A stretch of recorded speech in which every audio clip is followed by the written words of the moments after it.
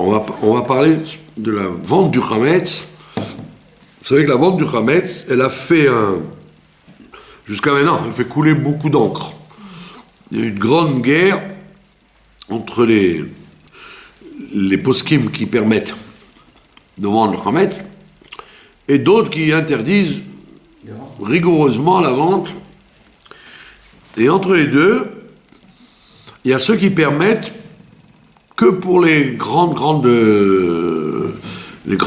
usines, hein, qui permettent de vendre pour les fabricants de bière. Il y a Natania, il y a Tempo, qui fait les bières Maccabi, Descher, Gold Star, etc. C'est des quantités énormes. Donc ils ne peuvent pas vendre tout avant Pessah. Donc ils sont obligés de vendre le Hametz. Vous avez Osem, vous avez Telma, vous avez B&B qui font les gâteaux. C'est des usines énormes. Donc, il y en a qui disent, le particulier, il n'a pas le droit de vendre, mais la communauté, les grandes usines, oui. Donc il y a trois chitotes. Il y a une chita qui dit jamais, une chita qui dit toujours, et une chita qui dit au milieu. Alors celle qui dit jamais, c'est des litaïm très noirs. Ils sont scrupuleux qu'après Pessah, ça soit fabriqué à nouveau. Quand ils veulent qu'il y ait écrit cuit après Pessah. D'accord? Quel est le problème? Parce qu'on dit que le Hametz qui a traversé Pessah, traverse un juif qui a traversé Pessah, il est interdit comme une punition. Une punition, bien qu'après Pessah soit permis, puisqu'il n'y a plus de... Quand les 3 étoiles arrivent, il n'y a plus de problème. Mais on veut punir les gens qui ont dit « Moi je ne vends pas, et après Pessah je vends ». Donc ça s'appelle un knas, ça s'appelle une punition. Donc les Chachamim, ils ont été très rigoureux là-dessus. Ils ont dit, si quelqu'un, il a négligé de liquider son Hametz, on le punit que comme si c'était pendant Pessah, de le détruire. De ne pas avoir de profit du Hametz qu'il a gardé, bien que ce soit après Pessah. Ça s'appelle un knas. Et les Chachamim sont très rigoureux là-dessus, ils disent que même s'il n'a pas fait exprès, etc., c'est fini. Donc c'est pour ça qu'il y en a qui disent, la vente n'étant pas vraie, c'est un bluff, c'est qu'illou, on fait comme si on vendait, donc on sait très bien que c'est un bluff, donc ils exigent que ce soit fabriqué après Pessah. Alors, il y a un responsable de la cache-route en Israël, dans Rabbanout, il a dit, parce qu'il lui dit c'est impossible. C'est impossible parce que même la farine, aujourd'hui la farine, elle est Hametz. Avant, la farine, elle était sèche.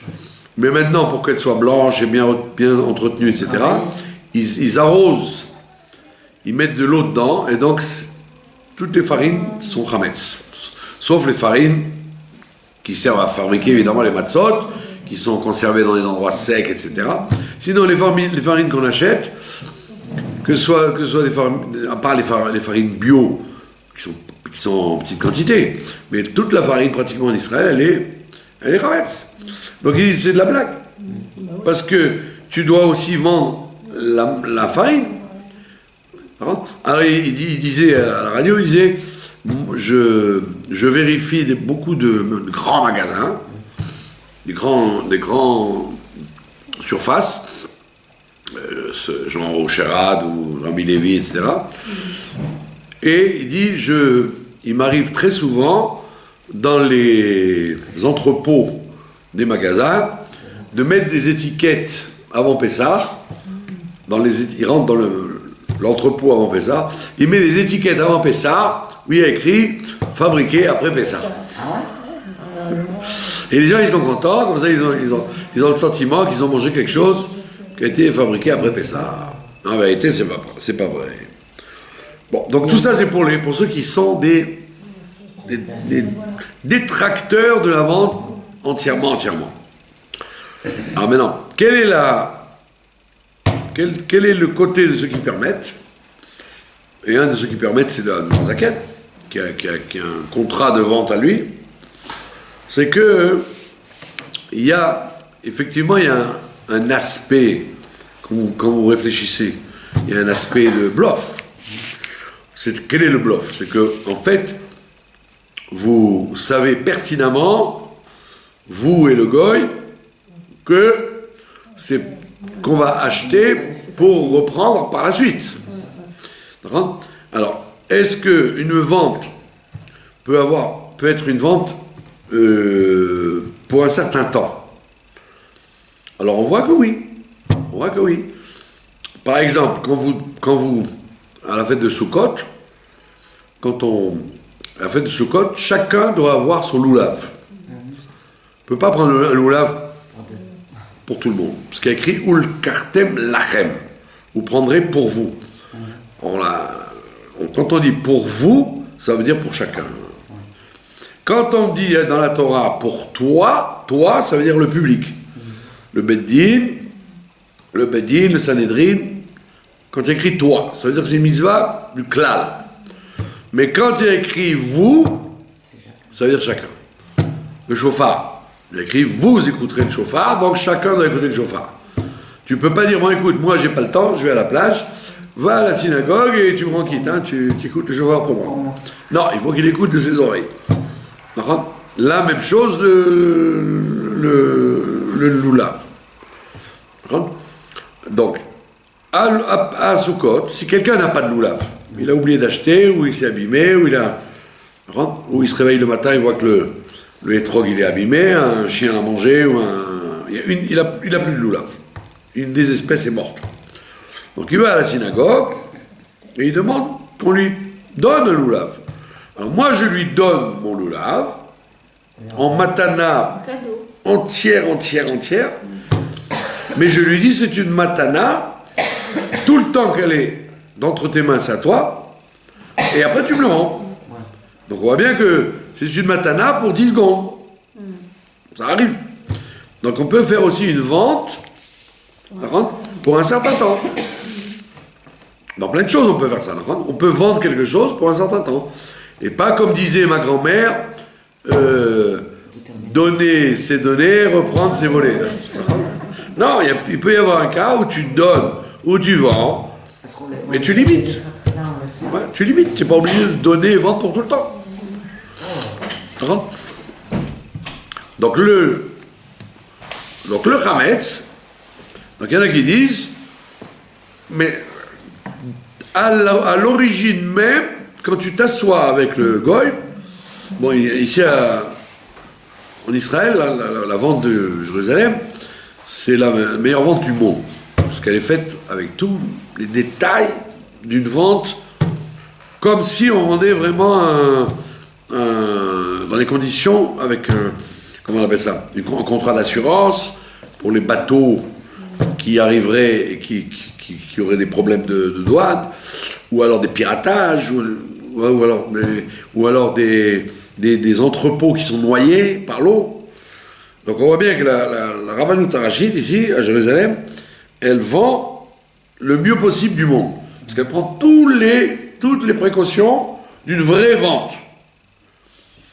Et d'autant plus que le Admor HaZaken, il est scrupuleux qu'il y ait ce qu'on appelle un Aref Kablan, un garant. C'est quoi un garant? C'est quelqu'un qui est riche et qui se porte garant que dans le cas où l'acheteur ne peut pas payer, compléter de payer, lui, il est derrière. Quand vous achetez une maison, que je vous souhaite, eh ben vous êtes obligé d'avoir des garants.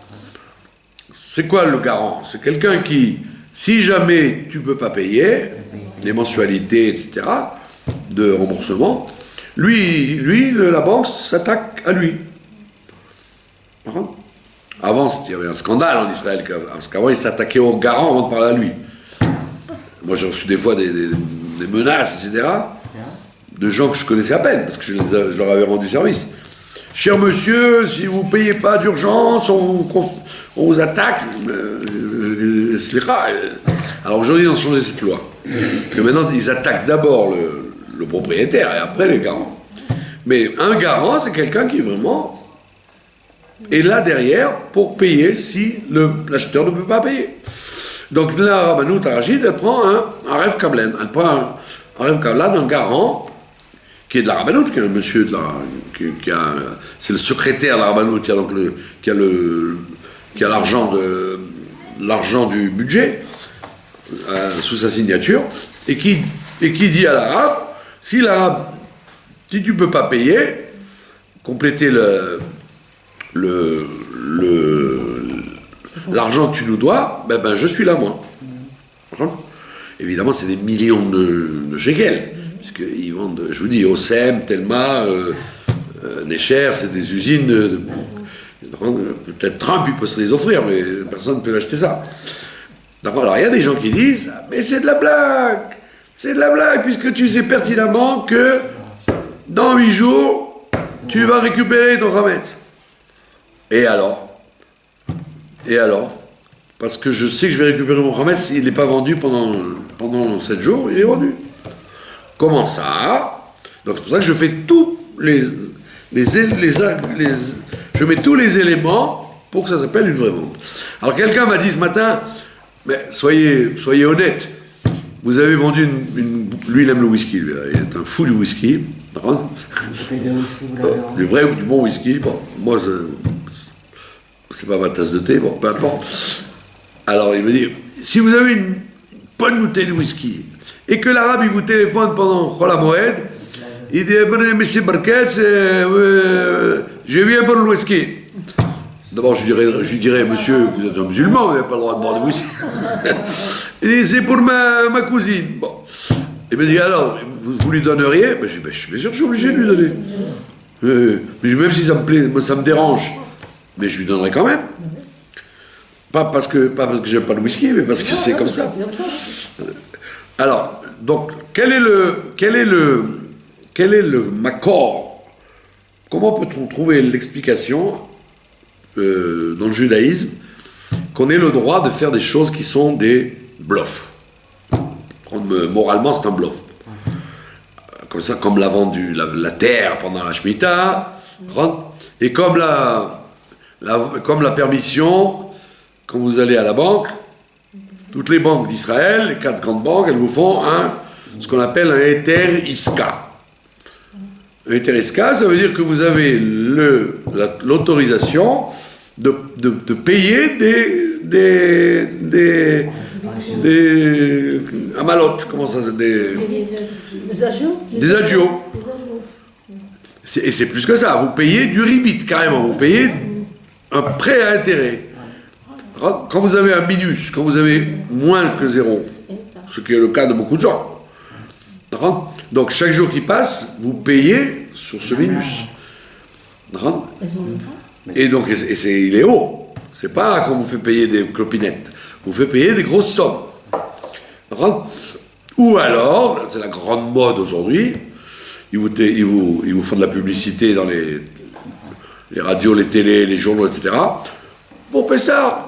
Tu n'as pas d'argent? Allez, 50 000 shekels on te prête, 40 000 shekels. Tu veux aller en Bulgarie? Allez, 50 000 shekels. Et il y a des banques qui vous font que du 4% d'intérêt. Donc il y a des gens qui disent, pourquoi pas? Je vais en Roumanie, je vais passer 10 jours. Donc ça, les prêteurs sont des juifs, les emprunteurs sont des juifs, donc c'est un problème à l'Afrique. Alors qu'est-ce qu'ils ont trouvé? Eteriska, c'est-à-dire une permission pour que les affaires existent, que moi j'accepte et il accepte. D'accord? Mais c'est un super bluff, ça. Parce que le Rav Ben Sion Abba Shaul, il a écrit à 25 ans déjà, que c'est du bluff total. Parce que ne me dis pas que tu es d'accord de payer 12% de trucs. d'être... c'est exactement le ribit de la Torah. De t'égorger, de t'étouffer, et tu dis, oui, oui, je suis d'accord. Il y a écrit sur les lois de ribit, que même si toi tu es d'accord, tu transgresses. Quelqu'un qui accepte, qui dit, moi, je m'en fiche, je suis content d'avoir l'argent maintenant, combien tu me demandes? 10%, 10%, 15%, allez, je suis d'accord. La Torah, elle te dit, bien que tu sois d'accord avec le prêteur, tu transgresses au même titre que lui. Et le sophère, celui qui écrivait le contrat, il prenait des coups aussi, et celui qui achetait les timbres, il prenait des coups, donc c'est très grave le ribit. Alors, qu'est-ce que c'est d'autre que du ribit pur, le hétérisca d'aujourd'hui? Ne me racontez pas que vous êtes d'accord de payer ce qu'on vous fait payer quand vous avez quelques shekels de moins. Et à plus forte raison, quand vous en avez 10 000, 15 000, vous arrivez à des trucs, vous avez payé, on vous dit, mais monsieur, vous n'avez payé que le capital, que les intérêts.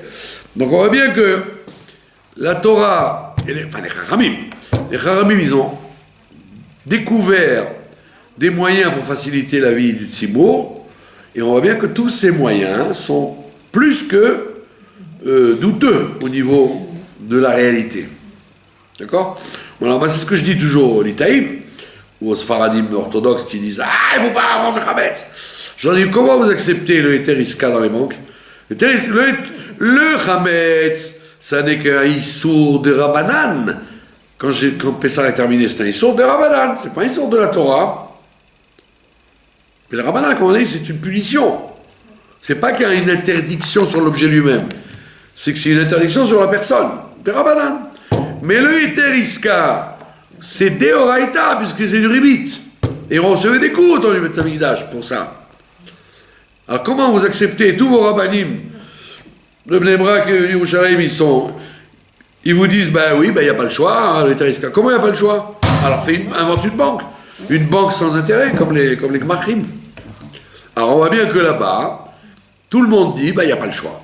Comment il n'y a pas le choix? Et en plus, ils permettent plus. Parce que le héteriska, vous diriez, je suis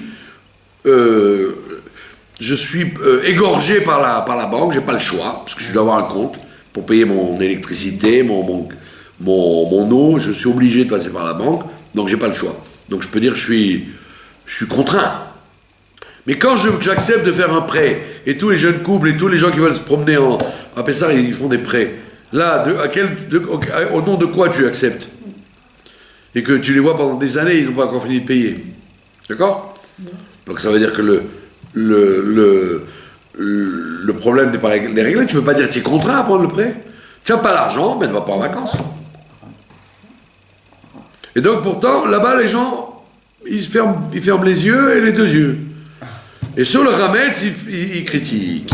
Donc en vérité, ça c'est un grand yesod de la halakha, et c'est parti d'une foi qui s'appelait le Prosboul. Le fameux Prosboul. Le Prosboul, c'est une takana. C'est une, comment on appelle ça, une takana, un décret qu'a inventé Hillel Azaken. Donc c'est déjà au temps du Beth Amikdash, ça veut dire, à la fin du premier temple, du deuxième temple. Que quand la 7e année arrive, d'après la Torah, tu n'as pas le droit de réclamer une dette. Je vous ai prêté 1000 shekels, et je te dis, tu me le rends s'il te plaît avant Elul, parce que l'année d'après c'est Shemitah, j'ai pas le droit de le récupérer. Oui, je te le rendrai. Les gens étant malhonnêtes, ils attendent le Rosh Hashanah et disent, Slicha, tu n'as plus le droit de me le réclamer. Tu t'appelles dégoûtant si tu me le réclames. Donc comme ça devenait de plus en plus fréquent, qu'est-ce qui s'est passé? Les prêteurs ne prêtaient plus. Ils prêtaient que très proche de la Shemitah, c'est-à-dire au début, en disant, dans 7 ans, sûrement il va me rembourser. Mais plus le temps passait, et plus les gens ne prêtaient pas. Ils disaient, non, je connais l'être humain, tu ne me le rendras pas, et j'ai pas le droit de te le réclamer, donc va te faire voir. Et donc c'était une catastrophe, parce que les gens qui avaient besoin de manger, ils ne pouvaient plus prêter d'argent.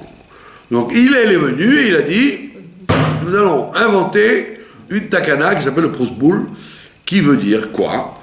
Que les dettes ne sont pas à moi, les dettes sont au Beddin. Le Beddin est mon avocat.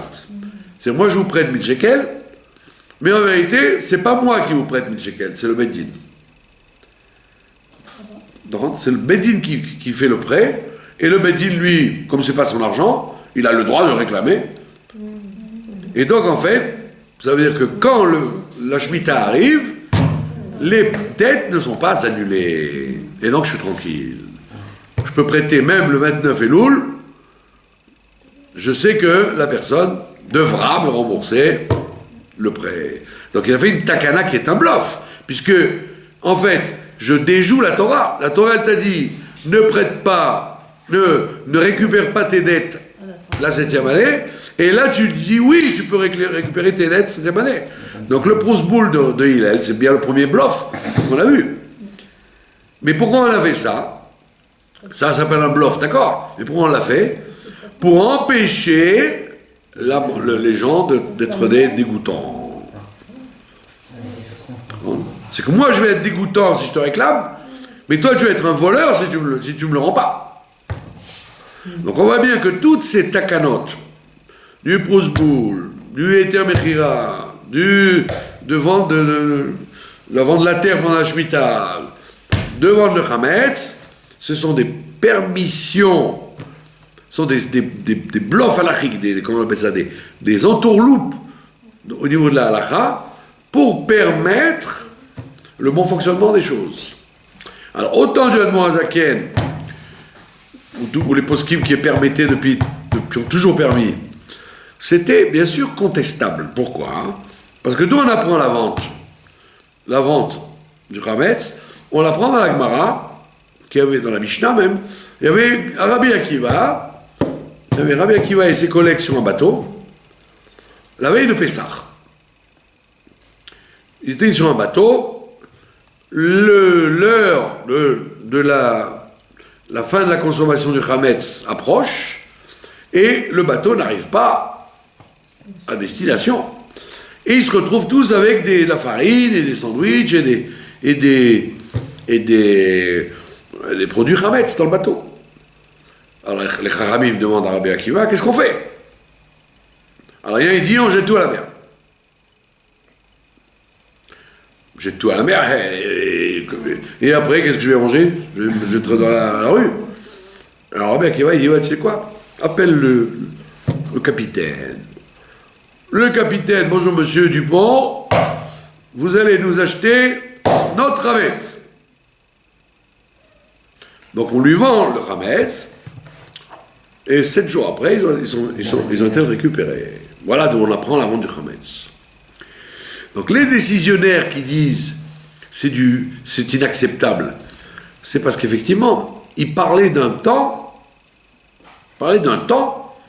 où les gens n'avaient pas de Chametz.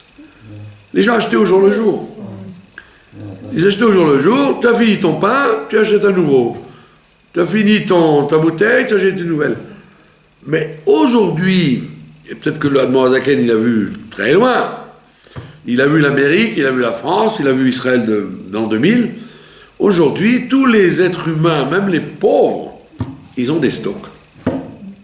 Ils ont des stocks. Des stocks de pâtes, des stocks de couscous, des stocks de flocons d'avoine, des flocks de blédine, ce que je sais, ils ont des stocks. Ils vivent pas au jour le jour. Et quand ils sont un peu riches, ils ont du whisky, et où ils ont des stocks de bière. Comme disent les Marocains, pour qu'il y ait. Pour pas se retrouver à court. Alors moi j'ai vu, de mes yeux, il y avait 2 orthodoxes, je ne dirais pas de quelle obédience, les noirs, très noirs. Je les ai vus le jour du Pessah, enfin la veille quoi, jeter des paquets de pâtes et des chalotes. Et un autre, il est venu avec sa bouteille de whisky, en avant, je te brûle ça. J'ai dit, mais ils s'en foutent. C'est un gaspillage énorme. Ah non, on ne vend pas le Hametz. Alors, quand il y a Baltachrit, c'est défini comme une canette de bière. C'est pas beaucoup. Une canette de bière. Donc oui, canette de bière, ça s'appelle gaspillage. Donc la plupart des gens, il y a des gens, des gens très sérieux qui ne vendent pas le Hametz, mais ils gardent rien. Ils mangent tout, hein, pas qu'ils jettent. Mais ça te demande une organisation depuis pourri, vous allez dire. De liquider tout ce que tu as depuis pourri, de rien garder. Mais quelqu'un qui a du bon whisky ou des bons alcools, des bonnes bières, etc., tu vas l'obliger à boire avant de Pessah. Donc c'est évident que le Baltachrit d'aujourd'hui, il est pratiquement sur 90% de la population. Évident, même les pauvres, ils ont des stocks de pâtes, des stocks de Hametz à la maison. Donc on voit bien que c'est vrai que ça a un aspect bluff, et personne ne te dira que c'est pas vrai, mais c'est bien fait au niveau halachique, de façon à ce que c'est tout l'air d'une vente définitive. Pourquoi ? Parce que c'est une vente. C'est une vente. On ne se moque pas du monde. C'est-à-dire que le goy vient, il s'engage effectivement, il donne une avance en espèces, pas un faux chèque ou une carte Visa, des espèces. Il a un garant avec lui, et donc toutes les données sont là. Donc on voit bien que tu ne peux pas venir critiquer la vente du Hametz si tu acceptes les autres bluffs qu'on a acceptés, le pose-boule, les Teriskait, les Mechera, etc. On raconte dans la Gemara qu'il y avait un monsieur, il y avait une famine. Pas une famine où il n'y avait rien à manger, c'était la misère, quoi. Lui, c'était un Kohen. C'est un Kohen. Donc il recevait des riches la trouma. Donc il recevait des sacs de blé et des chalotes. Il recevait comme c'est un Kohen, il était un grand chacham, donc les gens lui donnaient à lui. Il s'est retrouvé avec beaucoup à manger. Qu'est-ce qu'il a fait ? Il a épousé 6 femmes le même jour. 6 femmes. Donc quand une femme elle est mariée, elle a le droit de manger la trouma. Comme elle est mariée avec un Kohen, elle peut manger la trouma. Donc il a fait un targil, parce qu'il n'est pas resté marié avec elle après, pour qu'elle puisse manger pendant le temps de la famine. Donc il a dit voilà, on va se marier.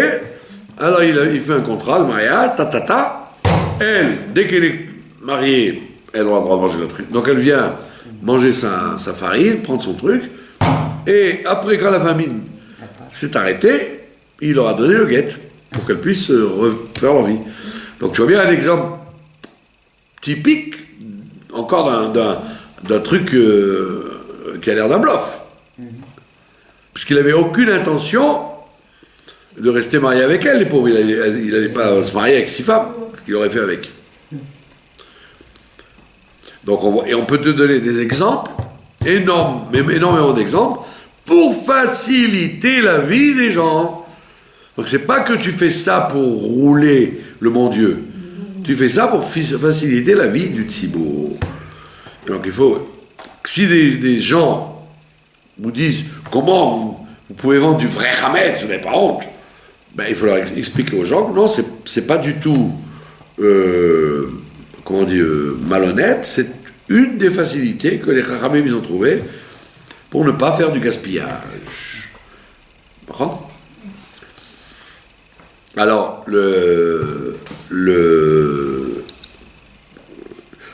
parce qu'il y a beaucoup de gens qui disent on vend du semblant Hametz. Les vaisselles, les choses, les médicaments, les dentifrices, pas le vrai. Et nous on dit non, il faut vendre du vrai pour montrer que c'est une vraie vente. Montrer que c'est une vraie vente, pas une vente fictive.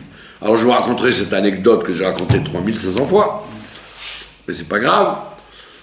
Quand nous étions à Guilo, nous avions le matin de Pessah, nous faisions, pour ouvrier, parce qu'on rappelait l'histoire, nous faisions les maisons une par une, autant qu'on pouvait, quoi, pour vendre le Hametz avant l'heure, avant 10h, 10h, 11h.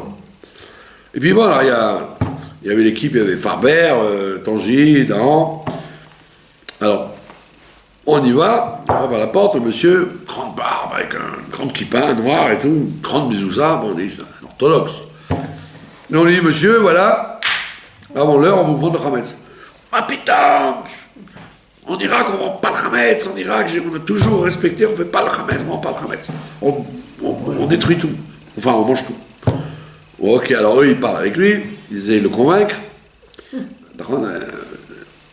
Argument par-ci, argument par-là. Et moi qui suis parless, moi je rentre dans la maison et je commence à faire le tour du propriétaire. Et je vois dans le salon une magnifique table blanche avec un bar magnifique derrière.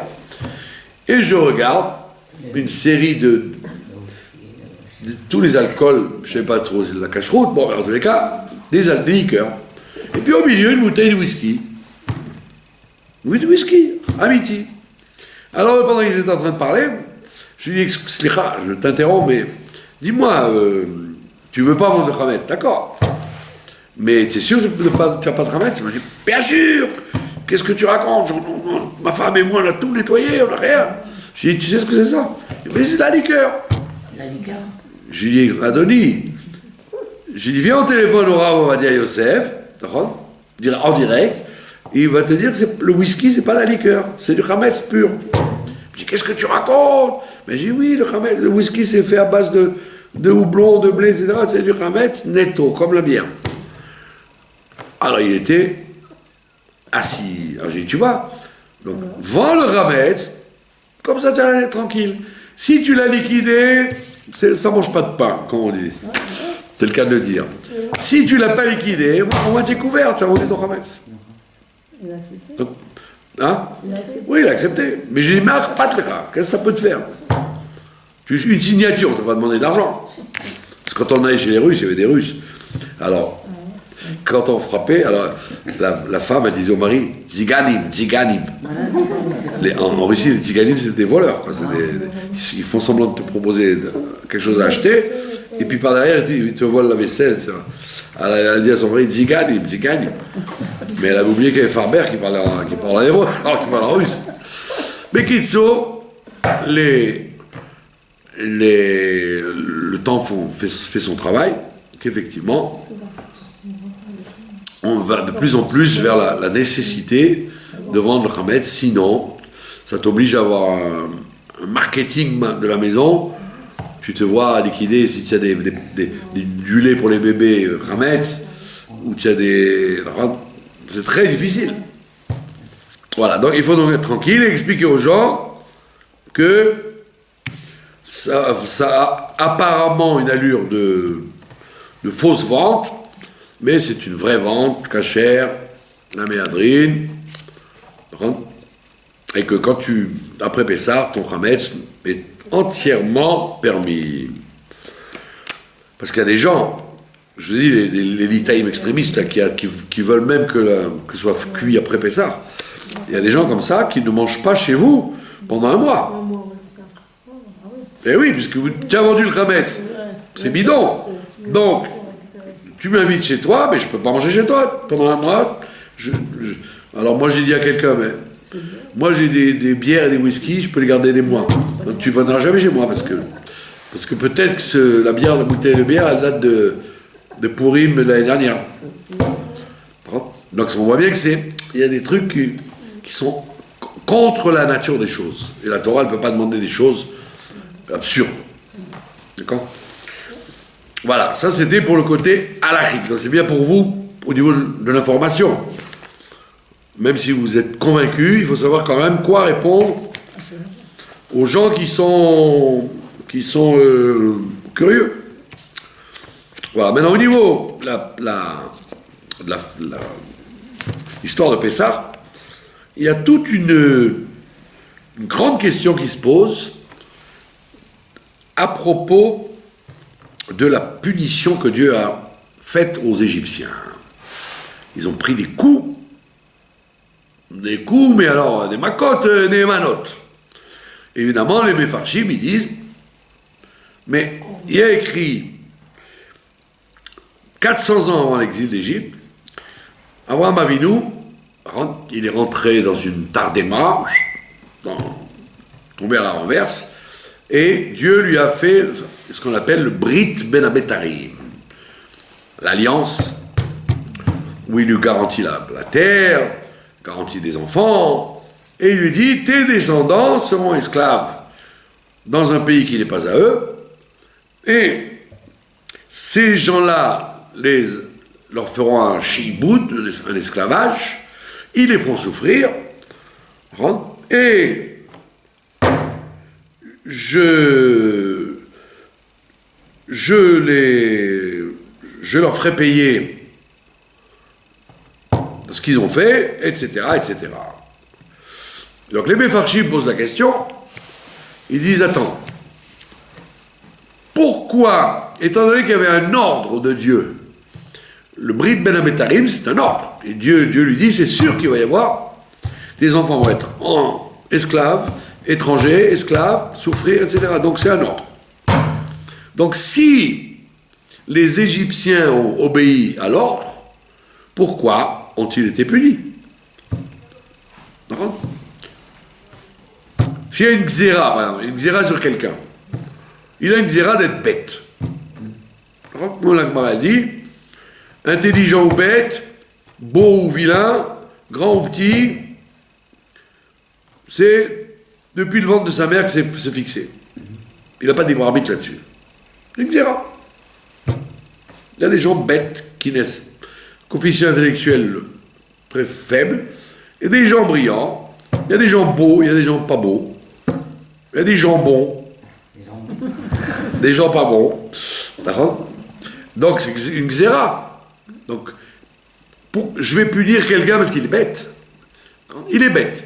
Tu lui mets devant un livre, il comprend rien. Tu lui mets devant un truc de mathématiques, il n'arrive pas. Tu lui mets devant une langue, il n'arrive pas à l'apprendre. Tu vas le punir dans le Guéhinom parce qu'il est bête. Non. Donc s'il y a une xéra de naissance, ou un décret de Dieu, il n'y a aucune raison de punir. Donc eux, les Égyptiens, ils pouvaient très bien dire à Moshe et à tout le monde, ben nous n'avons fait qu'obéir aux ordres. La xéra, nous l'avons appliquée, ils sont venus chez nous, ben voilà, on l'a fait. Alors, comment régler ça? Alors, il y a une des explications que vous connaissez toutes, c'est le Rambam, qui dit que dans toute xéra générale, il n'y a pas une xéra sur chacun.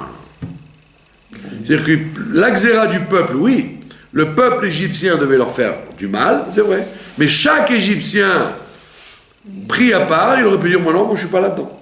Je ne suis pas là-dedans. Comme pendant la guerre. Pendant la guerre sous Pétain, en France, il y avait des gens qui ont dit, ah bah, il faut obéir aux ordres, allez, donner les Juifs à la milice et à la Gestapo, et d'autres gens qui ont dit, non, on n'obéit pas. Donc on voit bien que quand il y a une xéra générale, chacun, il peut faire même Messirut Nefesh pour ne pas rentrer dans la xéra. Donc ça ne devient pas une xéra du klal, ça devient une xéra de chacun. Et dans ce moment-là, tu peux comprendre qu'il y a celui qui dit, moi, je rentre dans la xéra, ben lui, tu le punis. Parce qu'il aurait pu dire non. Je vous ai raconté cette anecdote très, très célèbre, que là où j'habitais, il y avait les concierges, mon père était persuadé qu'ils étaient antisémites. 2 concierges. Bon. Et puis, mon père, c'était un grand bagarreur, avec les goyes, pas avec les juifs. Et alors, il va dire, un jour, je vais les frapper, tous les deux, le mari et la femme. Et puis, elle, la concierge et le mari, ils sont doutés de ça, quoi, que mon père était un peu chaud. Et qu'un jour, elle nous prend et elle dit, Monsieur Marcatz, il faut que je vous dise quelque chose. Vous savez que pendant la guerre, nous avons sauvé tous les locataires de la maison qui étaient juifs. Ah, j'ai dit, ah bon? Ah bon, quoi? Oui, alors dans la maison, en bas, il y avait des grosses poubelles énormes. Grosses poubelles noires qu'elle sortait tous les matins. Elle m'a dit, Monsieur Marcatz, les poubelles que nous avons pendant la guerre, quand la milice venait, elle disait, voilà, on arrive dans 1 heure, vous nous donnez les adresses des juifs. Et elle m'a dit, tout l'immeuble, c'est des juifs. Tout l'immeuble. Ouais. Et qu'est-ce qu'elle faisait? Elle frappait à la porte pour leur dire, dans 1 heure, ils vont venir, passer par la porte de la cuisine. Vous savez, dans les maisons d'avant, il y avait la porte de service. Passez par la porte de service et vous vous cachez dans les poubelles. Elle a dit, on a fait ça, monsieur Kohl, monsieur Klein, monsieur... Et donc, quand la milice est arrivée, il frappait. Alors moi, j'avais les clés, soi-disant, des voisins. Donc, j'ouvrais la porte, personne. Bon, marqué, personne. Et on faisait tous les mains comme ça. Et elle m'a dit, monsieur Marcat, nous avons caché tous les juifs dans le truc. Alors, du coup, on a sympathisé avec eux. Et on leur offrait du vin et des gâteaux à pourrir, etc. Ça veut dire quoi? Ça veut dire qu'il y a plein de gens qui prenaient un risque. C'était celui qui se faisait attraper, c'est lui qu'on fusillait. Donc ça veut dire que quand il y a une xéra, tu ne peux pas venir me dire « Ah, moi j'ai rien, moi j'étais à la xéra, Pétain il a dit, ben je le fais. » Non, Pétain il a dit, tu peux pas le faire. Voilà, ça c'est la réponse du Rambam. Rambam il dit, bien qu'il y avait une xéra, d'abord il n'y avait pas écrit l'Égypte, mais même s'il y avait écrit l'Égypte, chacun il pouvait décider de ne pas être dans la xéra. Voilà, ça c'est la chita du Rambam. Maintenant, le Ramban, lui il dit, et ça relie un truc de la Chassidoute, la Chassidoute elle dit, quand Mashiach viendra, avant Pessah, ce serait bien, quand Mashiach viendra, on fera la Shrita au Yetzer Hara. Par contre, c'est écrit dans la Gemara que Mashiach, quand Mashiach viendra, Dieu fera la Shrita au Yetzer Hara. Satan, etc. Alors la Chassidut nous demande pourquoi la Shrita? Dis-moi, on va l'exterminer, on va lui mettre du poison, on va le noyer dans la mer, on lui couper la tête. Pourquoi Shrita? Alors on dit parce que quand on fait la Shrita, c'est quoi la Shrita? C'est d'enlever le sang qu'il y a en trop.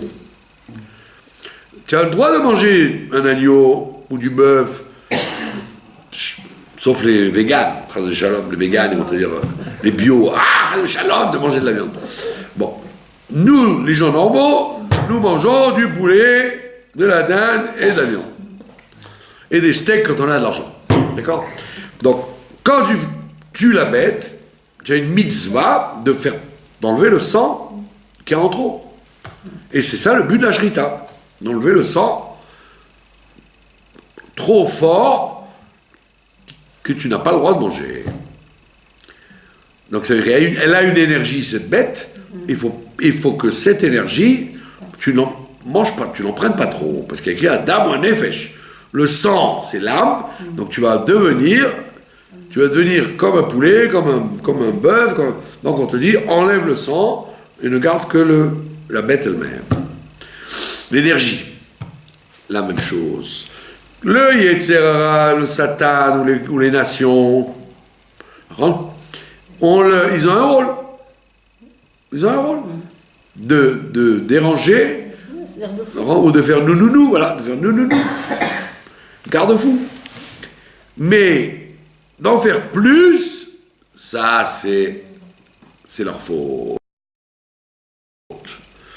Donc on fera la shrita du Yetzer Hara, ça veut dire on enlèvera au Yetzer Hara toutes les forces qu'il a en trop. D'accord? Le Yetzer Hatov, il te dit, tu as faim, mange, tu ne vas pas mourir de faim. Mais le Yetzer Hara, il va te dire, prends-en encore. Tu as mangé 2 gâteaux, d'ail. Non, il faut que tu manges un 3e. Ça, c'est pas Yetzer Hatov, c'est pas pour vivre, c'est gourmandise. Les gourmandises, c'est pas bon. Aujourd'hui, on cherche pas trop à savoir, parce que sinon, tout le monde irait en enfer. Mais disons que c'est évident que dans tout ce qu'on fait, il y a très peu de choses nécessaires. La majorité, c'est en plus. C'est Yetzer Hara. D'où diabète, d'où maladie cardiaque, cardiovasculaire, hein, parce que les gens exagèrent. C'est pas le besoin du corps, c'est le besoin du regard. Je connaissais une dame qui faisait un régime. Hein. Elle était dans un mariage et à la fin ils ont servi un plateau de cigares au miel, vous savez, hein, aux amandes. Alors elle avait son sac et elle allait partir. Elle a dit, ah non, cigare au miel, il faut que je goûte. Je dis, mais madame, vous êtes au régime, vous avez dit. Ah non, non, pour un cigare au miel, au moins un. Elle a fini presque tout le plateau. C'est bon, d'accord, mais c'est comme les choux à la crème, comme les millefeuilles, c'est tout. Donc on voit bien que nous mangeons, tout ce que nous faisons de matériel est à 90% lié au Yetzer Hara. Comme mes petits-enfants qui me disent « Papy, on a faim !» Je dis « Pourquoi ? Vous voulez des pommes de terre ? Non, on veut du chocolat. » « Ah, vous avez faim pour du chocolat !» Donc vous n'avez pas faim, vous voulez du chocolat. Alors, si tu as faim, comme disait mon père, quand on a faim, on mange n'importe quoi. Parce qu'il a vécu la guerre. Mais aujourd'hui, on a faim, mais que pour des choses qu'on aime. Donc c'est pas qu'on a faim, on a une gourmandise. Donc on te dit, la Chassidut te dit, égorger le Yetzer Hara, faire la shrita, ça veut dire lui enlever tout ce qu'il y aura en trop. Pareil avec l'Égypte. Les Égyptiens, ou les Allemands, ou les Espagnols dans l'Inquisition, ou les Cosaques, ou qui tu veux, ils en ont fait trop. Ils en ont fait plus que leur mission que Dieu leur avait demandé. Dieu leur a dit, embêtez-les, comme vous avez dit, garde-fous. Comme ça, quand on les embête, ils reviennent sur la... S'il y a le policier qui te regarde, tu ne vas pas traverser au rouge. Et si le policier est en voiture, tu ne vas pas rouler à 120. Donc c'est grâce au policier que tu te tiens bien. Donc on dit la même chose. Les goïms, malheureusement, en Égypte ou partout, ils ont servi à nous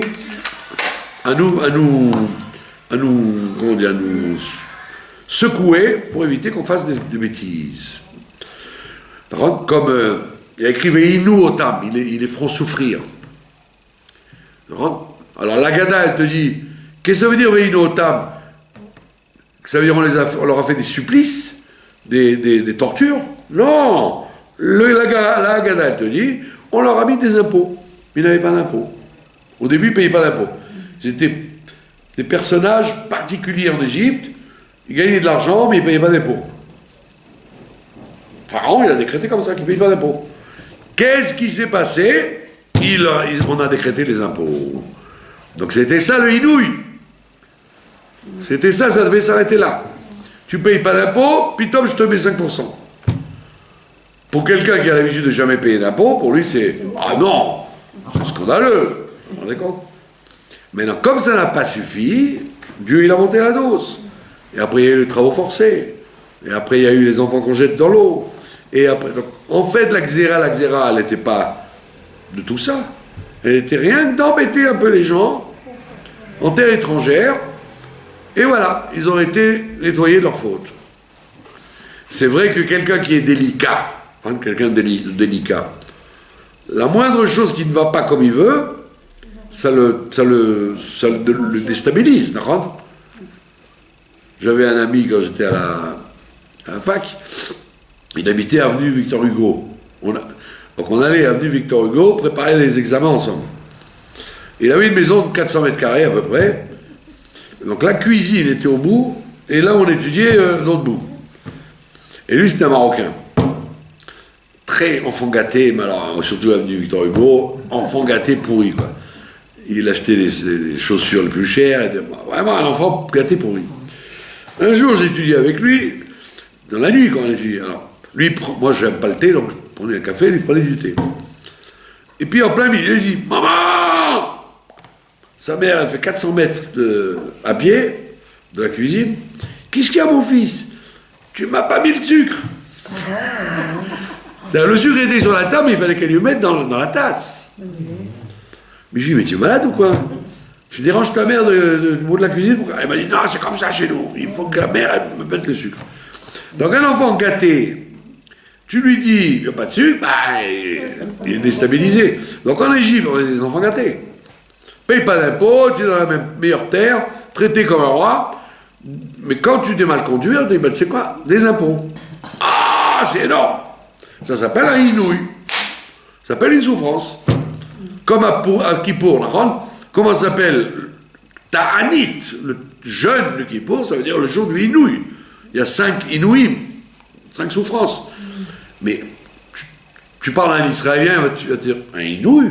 Mais les inouïs, c'est les tortures dans les prisons, on appelle ça inouï. Il dit, oui, mais à Kippour, de te dire de ne pas te laver, de ne pas mettre des vraies chaussures, de ne pas manger, etc., c'est désagréable, c'est un inouï. Donc tu vois bien que la Xéra, c'était une petite chose. Ah, maintenant les Égyptiens, ils ont fait ça de tout leur cœur, comme à la Shoah ou comme à l'Inquisition. Là-dessus, ils vont payer. Ça, c'est la chita du Ramban. Il dit ça, il faudra enlever cette énergie, il faudra punir les goïms et le Yetzirah du juif qui en a fait trop par rapport à ce qu'on lui a demandé. Troisième chita, c'est la chita des Litaïm. Bon, elle existe. Non, elle est vraie. C'est que les Égyptiens, ils ont empêché la tribu de Lévi d'étudier la Torah. Ils ont dérangé la tribu de Lévi, et bien qu'ils avaient le droit de faire ce qu'ils voulaient, ils avaient du mal, ils ne pouvaient pas étudier la Torah. On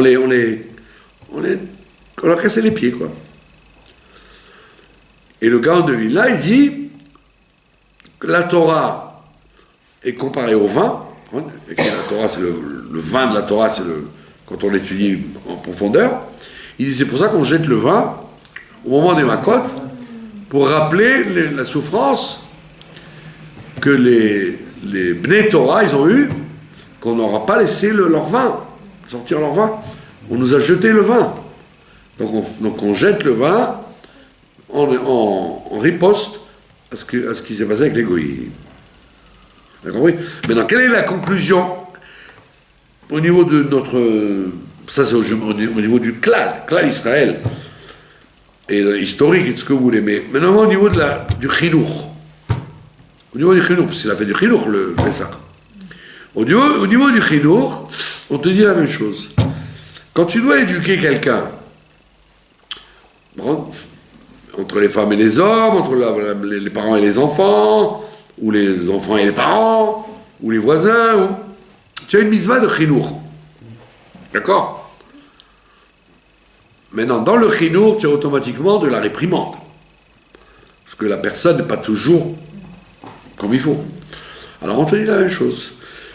Si tu fais la réprimande, ou la remarque, ou le nou, uniquement parce que la Torah te le demande, tu ne fais pas plus que ce qu'on te demande, et tu t'investis pas émotionnellement, alors ton chinour sera réussi. La personne va accepter, parce qu'elle voit que tu ne le fais pas par animosité personnelle. Tu le fais parce que il faut faire une remarque, il faut le dire. Moi, ça ne me dit rien, mais je suis obligé de te le dire. Mais si l'enfant, ou la personne en face, ou le mari, voit qu'en fait, à l'intérieur de cette remarque, il y a une vengeance, il y a du sang en plus, il y a de l'énergie en trop. Automatiquement, là-dessus, tu dois te rendre des comptes. Parce que non seulement tu vas voir que le résultat est mauvais, la personne ne va pas écouter, elle va faire Dafka. Ah, tu m'as dit, Dafka, je vais faire le contraire. D'accord ? Alors que si tu avais dit, bon, je suis en colère, j'ai de la haine, donc je me la ferme. Si je suis froid et que je suis un fonctionnaire, ça marche. Je te fais la remarque parce que je dois te la faire. Mais si j'ai eu, moi j'avais un professeur au lycée, Jacques Decour, professeur de russe, mais c'était un fou furieux, quoi. Quand tu n'avais pas fait le devoir quand il te faisait, il nous tirait par les cheveux. Il n'a pas fait le devoir, un fou furieux, prof de russe. On a envie de lui dire, mais va au KGB, qu'est-ce que tu viens nous... Tu sentais qu'il y avait une haine. Il était mobilisé dans sa. C'est pour ça que j'étais nul. Ben ouais, parce qu'il te traumatisait. Il me prenait par les cheveux comme des chevaux. Donc, Bekitso, dans le créneau, on te dit tu veux réussir ta remarque, fais-le sans animosité, sans ego. Parce que très souvent, les parents, c'est l'ego qui les fait parler. Ils disent mon fils, ma fille, je suis vexé. Si c'était la fille d'un autre, tu dirais ça ne te regarde pas, donc je le dis froidement. Mais là, comme c'est tes enfants, tu as une tendance à t'investir émotionnellement par la déception que ce soit tes enfants fassent ça. Alors que ce serait un étranger, ça serait très bien passé. Donc on voit bien qu'il faut mettre juste l'énergie qu'il faut quand tu fais du chinour, sinon tu exagères et c'est mal reçu. Deuxième enseignement, il y a une xéra sur toi. La xéra de la naissance, tu es bête, ou tu es pauvre, ou tu es vilain, ou tu es comment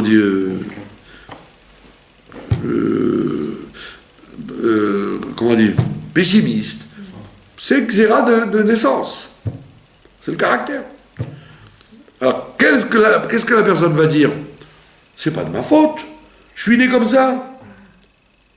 Alors on dit non, la xéra que tu sois né comme ça, là-dessus on va pas t'en vouloir. Tu seras même pas un gramme puni. Et au contraire, tu auras même des tas de brachot parce que c'est pas de ta faute. Mais là où tu exploites ce défaut que tu as eu, là on te dit zélo besséder, ça va pas. Ah, tu es paresseux, ou tu es de mauvais poil, ou tu es vilain, mais que tu dises, puisque je suis comme ça, alors je vais pas faire ce qu'il faut, là-dessus, on te demandera des comptes. Donc là, voilà, on voit bien que c'est la chita du Ramban, que on te fera la shrita, on t'en voudra et on te fera payer, là où tu aurais pu dire, je suis un idiot, c'est pas de ma faute, mais je fais donc avec les cartes que j'ai. Si je peux être moins idiot, j'essaierai. Si j'arrive pas, eh ben quand même je peux pas tailler les diamants, eh ben je taillerai la pierre. Vous avez compris? Donc c'est pour ça que les gens ils disent, mais c'est pas de ma faute, je suis comme ça. Non, c'est pas de ta faute, t'es comme ça. Jusque là oui. Mais le fait que tu sois né comme ça et tu exploites ça pour en faire pire que ce que tu pourrais vraiment, là, ne dis pas que c'est de la faute du bon Dieu. Donc on voit bien que ça marie bien le libre arbitre et le comment on appelle ça comment on dit le contraire du libre arbitre, le destin, voilà. Le destin il est là, le libre arbitre il est là. Ben, tu peux très bien marier les deux. Et comme j'ai dit cette semaine, que le destin, le mazal, peut se changer, enfin c'est pas moi qui dis, le destin, le mazal peut se changer, comment? En changeant de rôle. Changeons de rôle. On te donne des cartes X, c'est ton mazal. Tu aurais dit, je peux rien faire. Oui, tu peux faire, parce que ces cartes-là, on te les a données pour faire telle chose. Maintenant, si tu décides de faire mieux, faire un travail plus élevé, plus fort, donc Dieu il va être obligé de brouiller les cartes et te donner un autre destin, puisque tu t'es obligé à avoir un rôle plus fort. D'où le rabbi qui te dit toujours, dans les lettres, occupez-vous de diffuser la Torah et les mitzvot. Chaque fois, il te répond ça. Pourquoi il ne te dit pas, ah oui, c'est vrai, vous avez des problèmes par là, ça, oh, je comprends. Les gens, ils écrivent et puis ils reçoivent. Vous ne me parlez pas de vos activités, de diffuser la Torah et les mitzvot. Ça veut dire que le rabbi te dit, change ton destin, au lieu d'être fixé sur un domaine, de t'occuper que de gagner ta vie, etc. Ouvre, deviens un autre. C'est ce qui s'est passé avec Hana. Hana, elle n'a pas d'enfant, mariée longtemps. Elkana lui dit, ça doit te suffire, je suis ton mari. Il n'y a pas besoin de plus. C'est bien comme ça.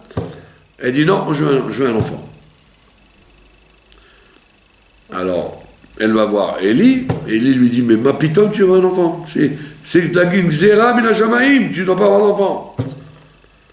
Alors elle dit, non, je veux un enfant, parce que je veux que cet enfant-là, il change la face du judaïsme, qu'il devienne un chauffette.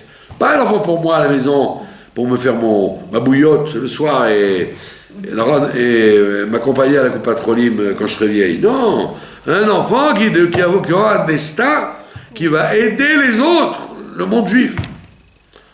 Alors on dit, tu veux un enfant qui aura un rôle, tu veux donc la mère de Shmuel, pas la mère de Tartampion. Alors tu mérites d'avoir un enfant. Elle a changé son mazal parce qu'elle a changé de rôle. Et donc c'est pour ça qu'on te dit, tu veux ouvrir les tuyaux de la réussite, de la santé, de l'argent, de ce que tu veux, change de rôle, change ton tafkid. Et tu verras que, effectivement, à ce moment-là, les cartes sont brouillées, donc le mazal est un autre mazal. Tu avais un budget pour tel rôle, mais tu changes de rôle, alors je vais te donner un autre budget. Quelqu'un qui est président de la République, on ne lui donne pas le même salaire et les mêmes moyens, on ne va pas lui faire payer le téléphone, tu vois qu'il va téléphoner à Trump. Vous nous donnez 50 agorotes, monsieur, vous avez téléphoné au président. Allons, je suis président, allons. Donc c'est plus tu es haut, et plus donc tu vas avoir des budgets que tout le monde comprend. Je vous remercie de votre attention. Intéressant, non ?